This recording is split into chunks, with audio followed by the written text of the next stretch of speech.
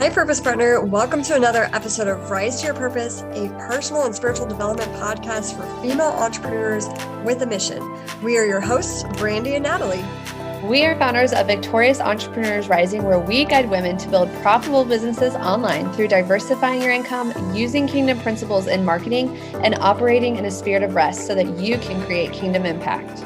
After this episode, be sure to join our Purpose Partner Facebook community and get your copy of our Rise to Your Purpose devotional so we can continue to serve you as we partner together in our faith and business. Let's dive into today's episode.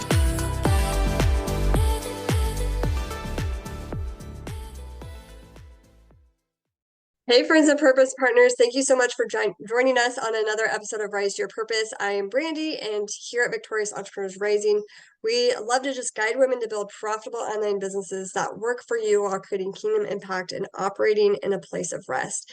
Today, I'm so excited to have my sweet friend Jennisue Jessen on with me and introduce you to her. She has more than 25 experience in the field of human trafficking. Jennisue knows intimately the depths of trauma a body can endure. She was sold into the sex trade at 4 years old by her own grandfather, but God provided for her to be rescued and escape after a failed suicide attempt at the age of 17. Through the years of brutality, justice was woven into her DNA. Rather than being defined by her traumatic childhood, Jennisue uses her lived experience to inform and ignite culture and systematic impact in the counter-trafficking movement. She is passionate about inspiring others to transform their own trauma into triumphant joy. Jennisue is the founder and CEO of Compass 31, which is an international counter-trafficking organization, and the creator of Echoes of Eden Collective, a social enterprise that funds her charitable work through a luxury vegan skincare line. And on January 5th, 2021, Jennisue was actually appointed by President Trump to serve a 2-year term on the U.S. Advisory Council on Human Trafficking, where she utilized her experience to help inform federal counter-trafficking policy. So you guys, that's why I'm so excited after just reading that bio, like why I'm so excited for you guys to meet Jennisue and hear her story. And today we're going to be deep diving into trauma and how trauma does not actually define us. It does not have to be our identity, and how God can use every experience that we've walked through to equip us for that transformational kingdom impact. So welcome, Jennisue. Thank you again so much for your time today. Hey, Brandie, I am so excited to spend some time with you and your tribe and just hang out in the presence of Jesus and see what he has to show us through the stories of our lives. Yes, definitely. So Jennisue, I would love for you to share as much as you're comfortable with, just your story of how you kind of gotten to this point and have gotten through your own personal trauma experiences. Yeah, well, you did allude to it in the introduction. I am a survivor of human trafficking. I was sold into the sex trade at the age of 4 by my grandfather. And in God's grace and mercy, the first time I met Jesus was at the age of 4 years old. And it was the same day that I was sold for the first time. So my grandfather had taken me to work with him one day. He worked at a train station. And all day long, I was spoiled rotten by all the workers. I was the only little kid, on the scene, bouncing around with my little blonde pigtails. And so they would give me treats and candy. And, it was just a hilarious, fun day. Mm-hmm. I spent most of the day with one guy in particular whose job it was to move the train cars back and forth through the train yard, kind of like a giant number slidey puzzle. Yeah. But I got to sit on his lap and drive the train and blow the whistle. And, it was just so much delight for a 4-year-old. But late in the afternoon, it was time to go. And I thought we would be going home.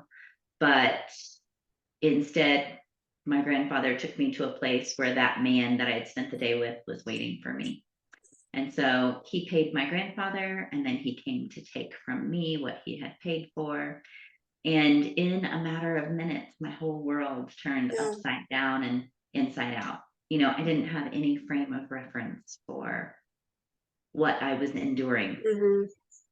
And after the unthinkable had happened, my grandfather wrapped me in a blanket and put me in the back seat of the car to take me home. And it was the end of the day, sun setting, and the sky was just on fire with color, like purple and orange, violet and blue. It was just the most vibrant sunset I've still ever seen. And my grandfather was obviously a wicked man, but besides his love for little girls, he had a perverse love for old gospel music. So he put in a cassette tape playing How Great Thou Art. And over the years of my trauma and exploitation, he actually would play that song in particular over and over, either during the violence or immediately after. And it was one of the ways that he used to control me, with the intent that I would never find freedom, and especially freedom in the church or through Christ. And so we put the cassette tape in playing, and the sky was on fire with color. And even now, as I'm telling you about this story, part of that memory, an intrinsic piece of that memory, is Jesus in the backseat of the car holding me on his lap, just so tenderly. And he didn't mind the tears or the snot or the blood. He wasn't bothered by any of that. He just held me and was whispering, "I've got you, baby. I'm not gonna let you go. I'm big enough for this." And he never did. But the presence of Jesus, well, it's a glorious, it's a grace-filled thing. And also it does not eliminate the damage done by ongoing violence. Right. So in kindergarten, I was praying every night that God would just let me die. Please, please, please, just don't make me wake up again. In first grade, my teacher discovered I was uncomfortable and took me to the school nurse, where they found the evidence of assault and called my mom. But nothing happened beyond that. In second grade, I sat in a church on Sunday morning, swinging my feet from a wooden pew behind the man who had paid to rape me the night before. So the abuse just went on and on. At 9 years old, I encountered a particularly violent perpetrator who wasn't able to accomplish what he wanted to accomplish, speaking PG realm. And so he took that out on me. He started to beat me and kick and stomp me. Ultimately, my neck was fractured in 2 places, and my pelvis was broken in 3 places, or fractured in 3 places. And still, Jesus kept showing up. He showed up in the most unlikely places. My grandfather was a leader in his church. He would have been like a deacon or an elder in his denomination. And I didn't find Jesus there, sitting on the wooden pew behind the man who assaulted me the night before. But Jesus kept coming for me in the midst of the darkness and the violence. At the age of 14, a friend invited me to church, and I heard the gospel, and that we were all sinners, that we needed a savior, that Jesus was it. And I knew sin, like in the depths of my bones. I understood the darkness of sin, and I desperately needed a savior. And when the preacher said Jesus was it, that was good news to me, because I knew him. Like he had been coming for me. Like, oh yes, that. So I went forward, I prayed the prayer, there was the spiritual transaction, it was glorious and true. And also my exploitation continued. And so I had this really almost impossible task. At that time, it was impossible for me to reconcile. How can God be all good and Yep. all powerful. Either he is all good and he hates what's happening to me, but he's too weak to stop it, or he's all powerful and he could stop it, but he doesn't care to. Yeah. And so as I was wrestling with that, I got to be the age 17, attempted suicide, because at that point it seemed like it was my only possible way to escape, and failed. And the next day I had an appointment at a clinic where I found out that I was pregnant. And so I often say, God used sin to send a son that saved my life. His perfect one, Jesus, with grace unending, but my imperfect, blue-eyed boy who tore his way into my world my freshman year of university. Because that awoke in me this mama bear instinct. Now I had this innocent baby to protect. Whereas as a child, I had never been successful at running away or hiding or fighting back.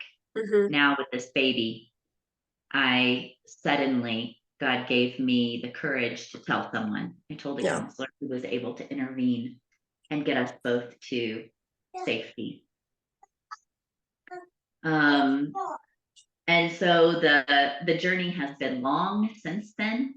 And what has always been true is, in the darkness and the trauma and the pain and even my rebellion in university, I like ran as far and as fast as I could from Jesus, because I just couldn't reconcile the goodness and power of God. And he kept pursuing me and kept bringing me back, because that's what he does. He isn't willing that one should be lost. He kept that promise he made when I was 4 years old. The first day I met him, I'm big enough and I'm not going to let you go. He's kept that promise. Yeah. And that brings me where I am today as founder and CEO of an international counter-trafficking organization, working in multiple countries around the world. And Jesus has granted me this front row seat to watch redemption unfold again and again and again. Yeah. Always his work. They don't come to redemption because of me. I just get to watch it. I get to introduce them to this one that still sets captives free, and then watch him do the work. Well, Jennisue, thank you for sharing that with us. And I mean, your story just inspires me, and it also brings up so many questions too. Like you, like how do we reconcile, like, okay, God is such a good father, but we see all these wicked things happening in the world and to innocent people like you, and it is like, right, like how do you still have that faith when you are living in the midst of the trauma and the wickedness? And you kind of touched on it a little. I don't know if you have anything else to say around that, but I would love to hear your perspective on that. Yeah. I could go on for hours. Yeah. In summary, several years ago, I had a pastor that invited our whole church, our whole congregation, to memorize the book of Ephesians. Not just a chapter, but and before anybody gets too impressed, it's a really short book. There's only 6 chapters. And I loved school and was a straight A student and a teacher's pet. So you give me an assignment and I'm gonna do it. Yeah. That's a gold star girl. That's the kind of girl I am.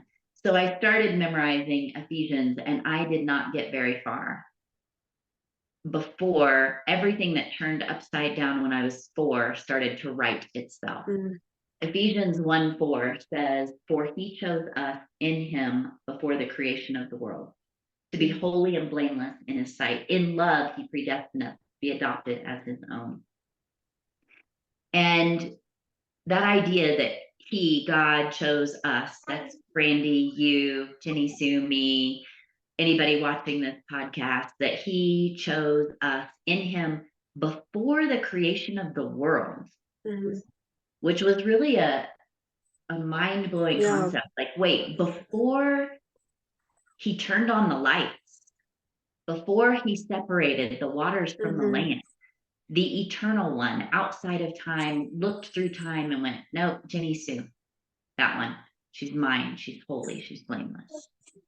And that's way before I was 4 years old, or 8 years old, or 9 years Yeah. old, or 15 years old, or 17 years old, or 51 years old. Yeah. Way before any of that, before the sin against me, before my own sin and my own rebellion, my own rascaliness, before any of that, he said, no, this one, she's holy, she's blameless, she's mine. Mm-hmm. Not because I am in my own flesh or strength holy and blameless, I am not.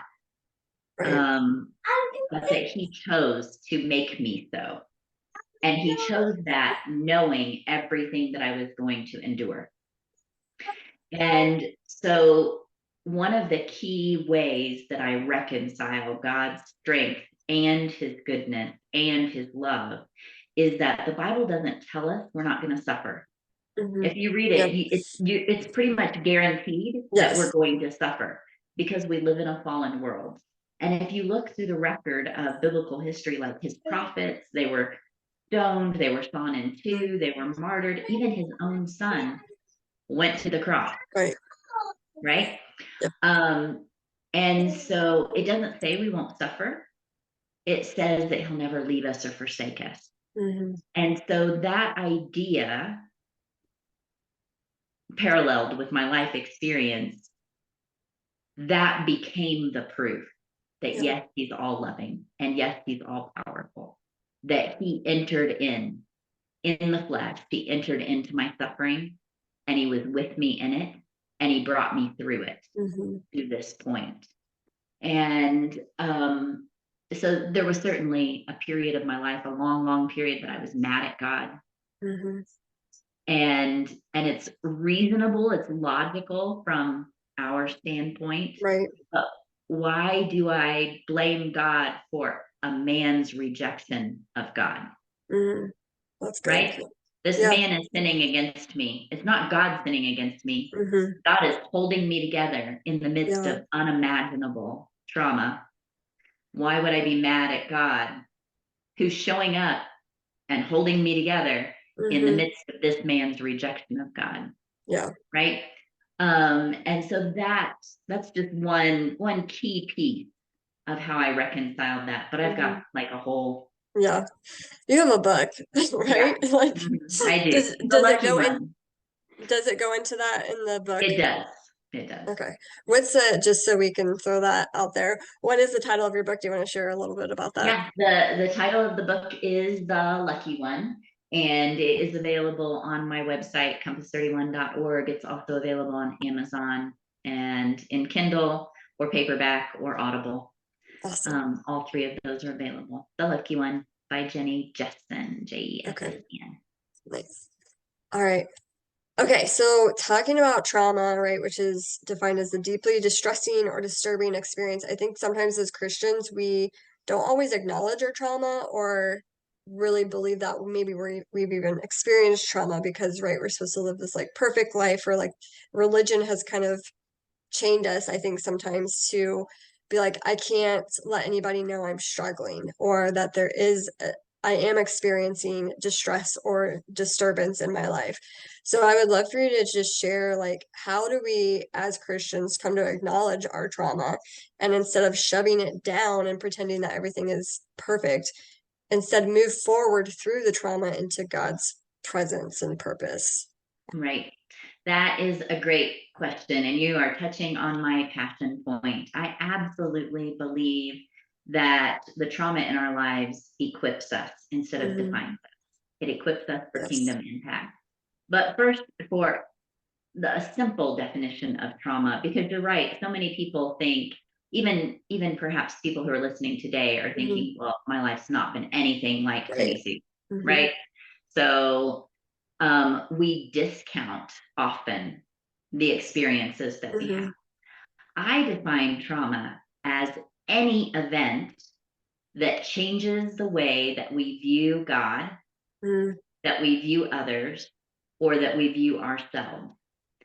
So a traumatic event can be a car wreck. It can be theft or a house break-in. It could be the illness of a family member. It can be the death of someone we love. It can be a cancer diagnosis. It can be any event that changes the way I view myself, or I view others, or I view God. That's what trauma does. That's It good, changes, it tries to hijack our identity. Right. So suddenly I no longer am able to trust myself. You know, if I had only done this, if I had taken a different street, if I had worn a longer dress, if I had whatever, gotten there in time, if I had said I love you before he left, like we no longer trust ourselves, and it changes how we view others. So for much of certainly all of my growing up years and a good portion of my adult life, I thought all men were dangerous. Period. Yeah. That was all I had known. And so I came by it fairly. And yet it is not an accurate, true statement. There are some good, godly, mighty men. I'm married to one. We're celebrating our 29th wedding anniversary this year. Or the way that we view God. And so that wrestling with, is God good? Is he trustworthy? And I find all over the world, I just got back from 2 weeks working in Uganda and Congo and Rwanda. And all over the world, I find people asking, if God exists, if God is good, where is he? Right? Yeah. We don't think that he's trustworthy. So that's what trauma does. Any event that has that impact is a traumatic event. And what is beautiful is that our identity in Christ doesn't ever change. And he uses all of those experiences that we've been through to uniquely equip us for a certain kingdom assignment. Another verse in Ephesians that I love, it says, we're God's masterpiece. He prepared good work in advance for us to do. That's what it is. Yeah. God prepared good works in advance for us to do. So that means your assignment, Brandie, on this planet is unique to everything that you've been through, good, bad, and ugly, as is mine, as is all of your listeners. Every experience is giving us the tools and the resources and the mechanisms to meet other people and show them where Jesus is. Yeah. Where was he for me? Where was he for you? And it gives them the invitation to consider, okay, where is he for me? So it is important that we recognize and we give voice to the difficulties and the challenges. That's one of the biggest, I think, challenges in the church, is we show up with plastic smiles and pressed shirts and pretend everything's fine, when you might have been fighting in the car all the way to church, you know? You get there and your kid has one shoe and their shirt's on backwards, and like, okay, you know, but we pretend. And when we pretend, what we are doing is actually hiding the glory of God, who shows up in the mess. That's good. Yeah. Yeah. So, okay, for somebody who's experienced that traumatic event, how do they change their identity from being linked to the traumatic experience into, I'm a daughter of the King, like God's identity for us, that he defines us? Yeah. This is another one of my favorite things. There is a huge difference between what I am and who I am. So I'm going to unpack that a little bit. What I am, I might say I am a survivor of human trafficking. I am a daughter of an alcoholic. I am a wife and a mother. I am a CEO of an international counter-trafficking organization. I am an author. Okay, those are all what I am.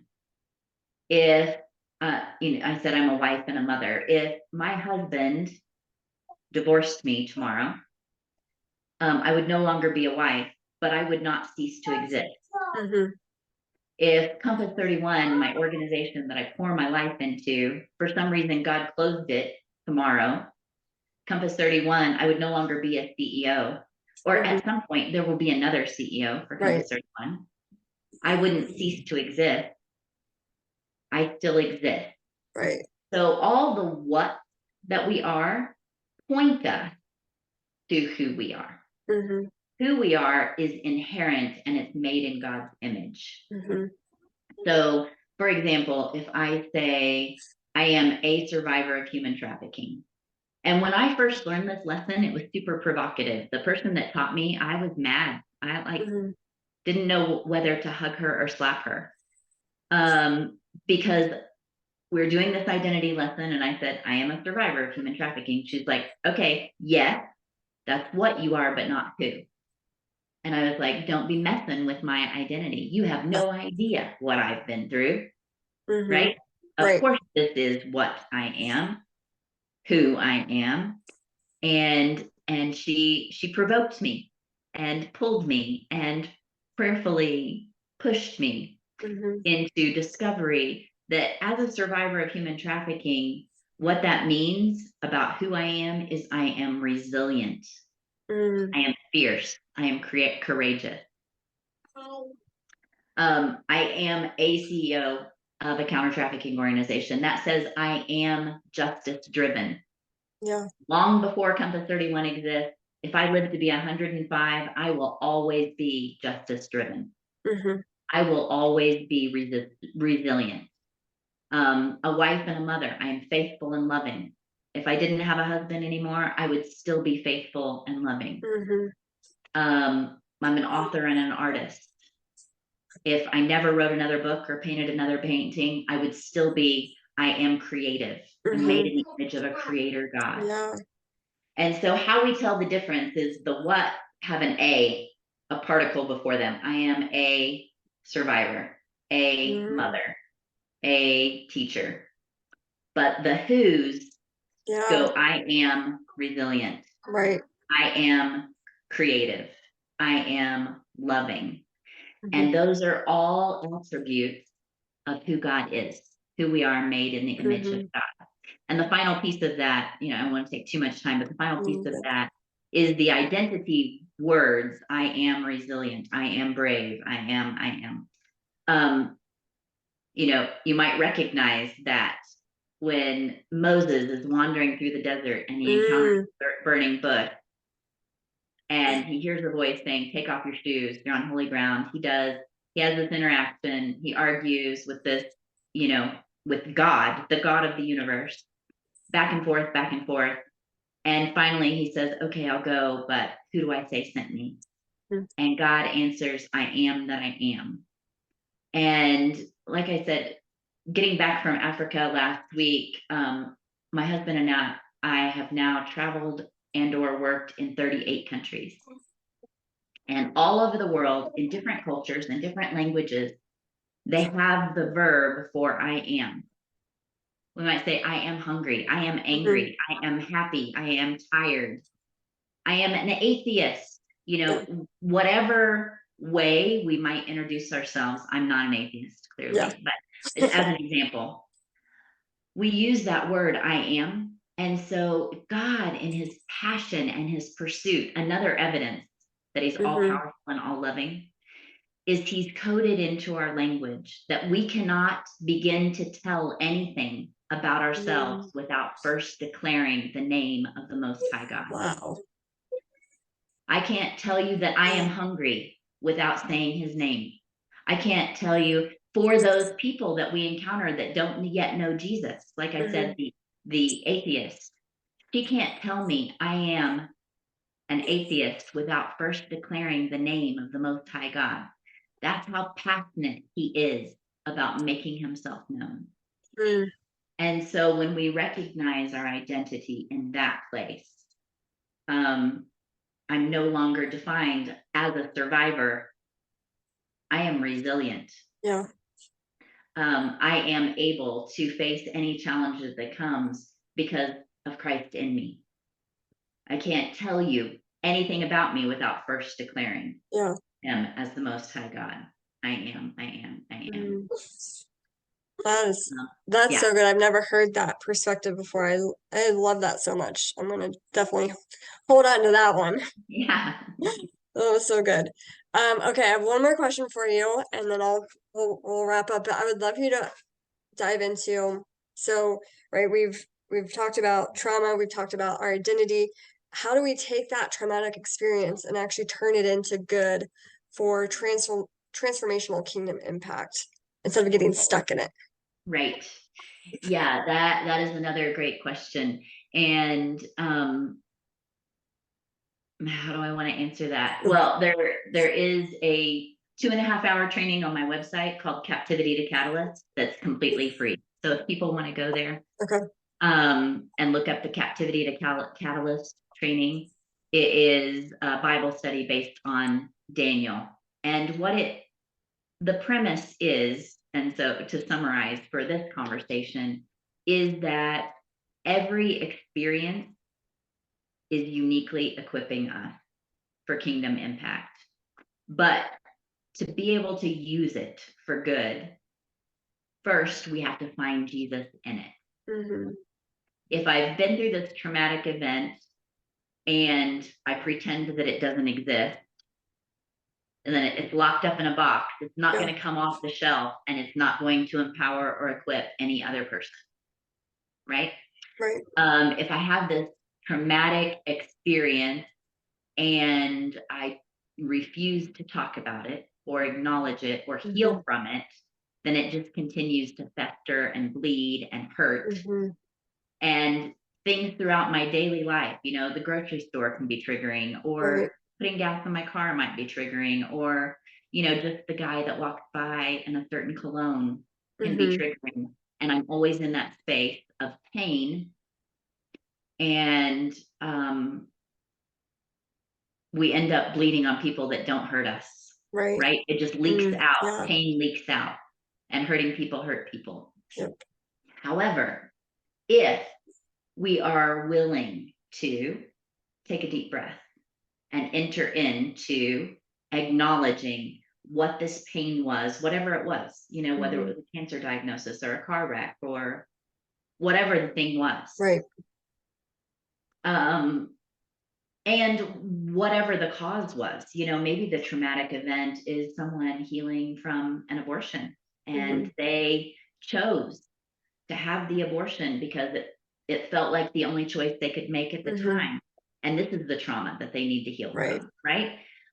Wherever the trauma comes from, we have to be able to look at it and acknowledge it, acknowledge what we lost as a result of Mm-hmm. it, Mm-hmm.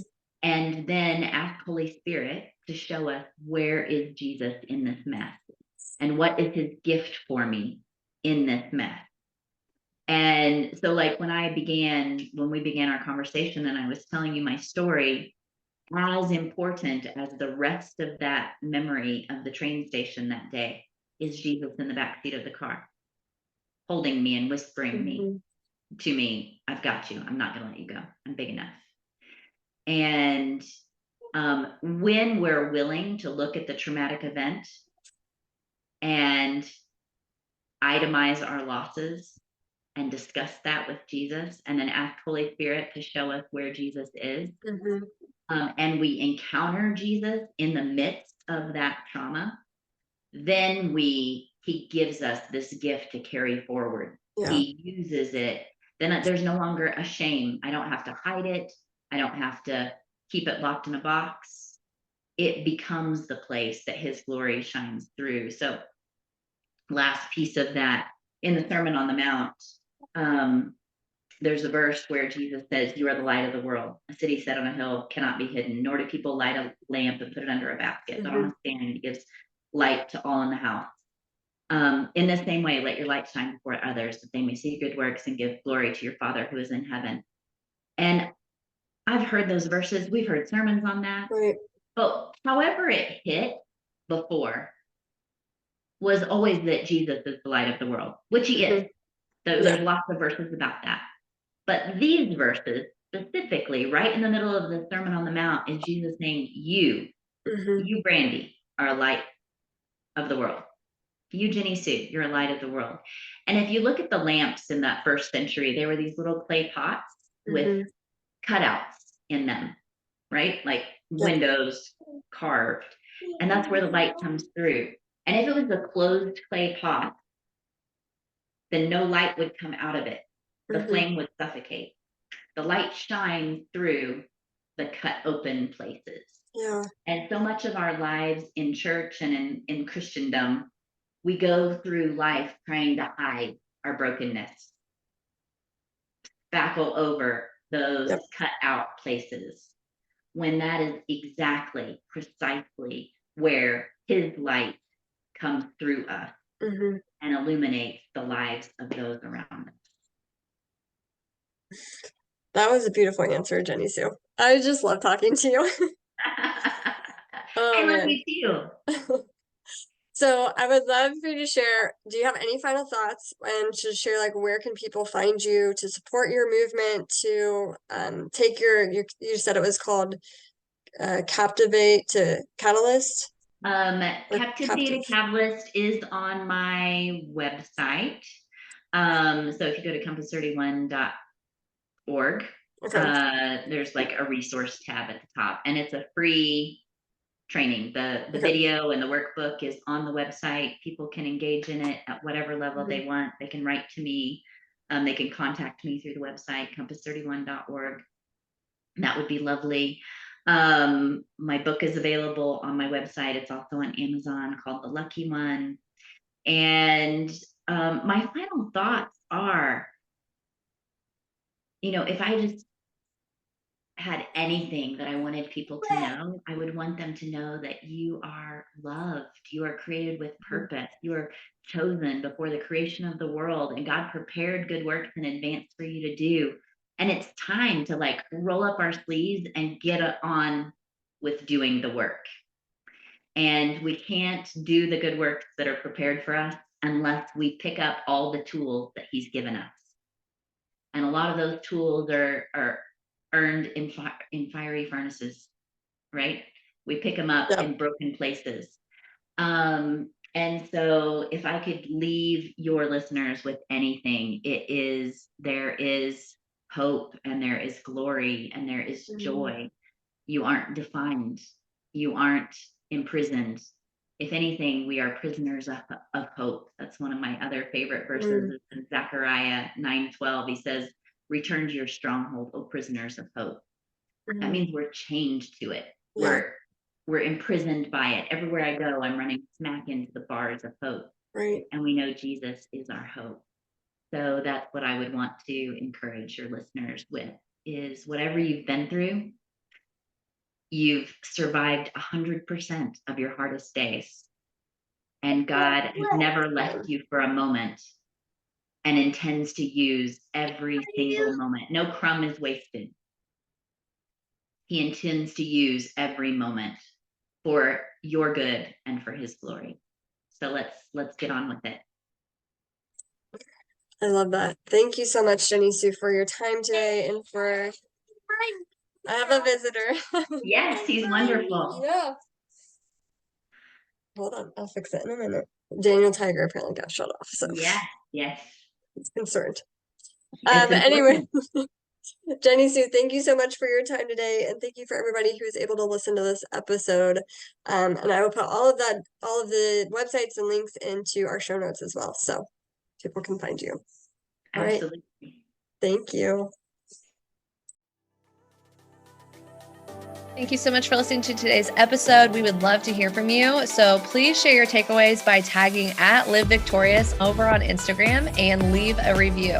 This will help us get more visibility and reach more women like you for the kingdom.